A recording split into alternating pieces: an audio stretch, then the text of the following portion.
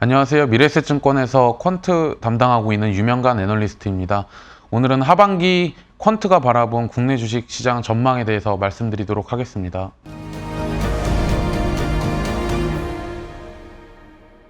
하반기 시장은 저는 주식을 투자하기에 괜찮은 환경이다라고 생각을 하고 있습니다.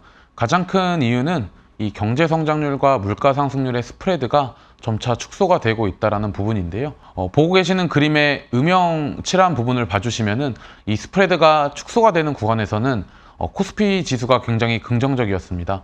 하반기에도 이 경제 성장률과 물가 상승률의 축소 흐름은 저희는 지속이 될 거다라고 예상을 하고 있습니다. 모든 업종의 주가가 좋지는 않을 것 같습니다. 가장 큰 이유는 국내 기업들의 실적에 있는데요. 24년도 실적에 주목을 해주시면 될 것 같습니다. 내년 한국 기업들의 영업이익 전망치는 241조 원 수준으로 올해보다 50%나 성장할 것으로 예상이 되고 있습니다. 하지만 이 숫자에 대한 신뢰가 저는 높지 않다라고 생각을 하고 있습니다. 가장 큰 이유는 아직까지 국내 기업들의 재고에 대한 문제가 해소가 되지 않았고요. 두 번째는 이 재고에 대한 문제가 지속이 되다 보니까 기업들의 현금 흐름이 굉장히 둔화가 됐습니다. 그렇기 때문에 설비 투자가 늘어나기 어려운 환경이고요. 마지막으로 매출액 증가세가 저는 둔화가 될 것으로 보고 있습니다. 이 세 가지 이유 때문에 내년 기업들의 실적 전망에 대한 신뢰도가 매우 높지 않다라고 생각을 하고 있습니다. 그래서 주식을 투자하기에 나쁜 환경은 아니지만 굉장히 차별적으로 주식시장 흐름이 지속이 될 거다라고 보고 있습니다. 지금 왼쪽에 보고 계시는 차트는 이제 분기마다 기업들의 실적이 애널리스트들의 추정치를 얼만큼 상회했는지 나타내는 차트 중에 하나인데요. 제가 주목하고 있는 차트는 이 주황색 꺾은 선 부분입니다. 그러니까 한국 기업들의 매출액은 과거 7개 분기 동안에 항상 매 분기마다 애널리스트들의 컨센서스를 상회하는 그런 결과를 보였습니다. 하지만 지난 1분기 실적 발표에서 확인을 해보게 되면은 마이너스 0.3% 정도 굉장히 소폭 하회를 하기 시작을 했는데요. 이게 사실은 매출액 서프라이즈 비율의 둔화의 시작이다라고 저는 생각을 하고 있습니다. 한국 기업들의 매출액은 사실은 지난 2년 동안에 물가가 오르는 환경에서 크게 늘어날 수 있었습니다. 하지만 23년도, 24년도 매출액 증가율은 둔화되는 흐름으로 지속이 될 것으로 판단을 하고 있고요. 이 숫자도 점차 하향 조정이 될 거다라고 생각을 하고 있습니다. 전반적인 기업들의 실적 경로는 2014년도 하반기랑 2016년도랑 유사할 것으로 보고 있습니다. 최근에 기업들의 영업이익률이 살짝 개선이 되는 모습을 검정색 차트에서 확인하실 수가 있는데 이러한 흐름은 2014년도 가을에도 유사하게 진행이 됐습니다. 하지만 2014년도 하반기에 기업들의 이익률이 개선되는 모습을 보이다가 2015년도 내내 정체가 되는 모습을 보였었는데 그 당시에 매출액 컨센서스 추이를 봐주시면은 지금과 마찬가지로 추가적으로 개선되지 못하면서 1년 반이란 시간 동안의 매출액이 하향 조정되는 걸 확인하실 수가 있습니다. 마찬가지로 올해 하반기에도 한국 기업들의 매출액은 지금의 수준보다 개선되기는 어렵다라고 저는 보고 있기 때문에 기업들의 실적 턴어라운드 강도는 저희가 예상한 것보다 낮아질 전망입니다.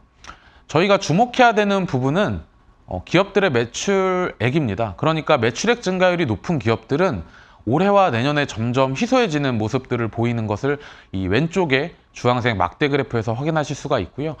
오른쪽에 보시면은 22년도보다 23년도, 그러니까 즉 작년보다 올해 마진이 개선되는 기업들의 비중이 늘어날 것으로 전망이 되고 있습니다. 최근에 기업 분석 리포트를 봐주시면은 물류비가 많이 줄었고요. 상품 가격이 안정화되면서 기업들의 비용 구조 개선에는 매크로 환경이 조금씩 바뀌고 있는 것으로 확인이 되고 있지만 이 매출액 증가율이 높은 기업들은 올해와 내년에 점점 희소해질 거다라고 저희는 보고 있습니다. 그렇기 때문에 매출액 증가율이 업종 선택이나 종목 선택의 가장 중요한 기준이 될 수 있다라고 생각을 하고 있고요.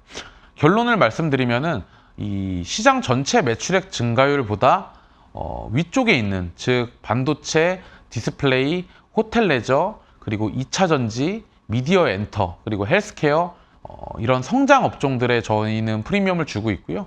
공통적으로 매출액 증가율이 높은 업종이다라고 보시면 될 것 같습니다. 그래서 하반기 굉장히 차별적인 흐름이 저는 나타날 것으로 예상이 되고 있고 전체 업종 중에서 특히 소수의 매출액 증가율이 높은 소수의 업종들로만 주가 쏠림이 저는 나타날 것으로 보고 있습니다.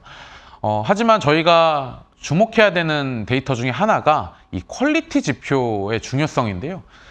제가 이 퀄리티 스타일의 중요성이 높아진다라고 생각하는 이유는 한국 기업들의 비현금성 이익이 증가했기 때문입니다. 이 비현금성 이익이 증가한 이유에 대해서는 앞에서 잠깐 말씀드렸듯이 결국에 재고 자산이 크게 늘었기 때문이고요. 실제로 기업들이 회계적으로 벌어들이는 이익보다 현금 흐름이 악화되는 모습들이 계속 발견이 되고 있기 때문에 이 퀄리티가 높은 기업들의 프리미엄은 점차 높아질 것으로 판단을 하고 있습니다.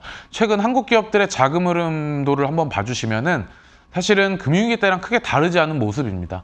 그때만큼 아직까지는 상황은 나쁘다라고 판단하기는 어렵지만 방향성 자체가 굉장히 안 좋아지는 측면으로 이어지고 있기 때문에 이 이익의 퀄리티에 대해서 저희는 굉장히 주목을 해야 된다라고 판단을 하고 있고요. 마지막으로는 하반기에는 굉장히 소수의 업종이나 소수의 종목들로만 주가 상승이 차별화가 나타날 것으로 보고 있습니다. 하지만 이런 소수의 업종과 소수의 종목들의 주가 상승 시 항상 저희는 이 쏠림에 대해서 경계를 해야 되는데요. 지금 보고 계시는 차트처럼 올해 상반기에 주식시장이 굉장히 좋았지만 업종들이나 종목들의 성과는 굉장히 차별화가 진행이 됐습니다.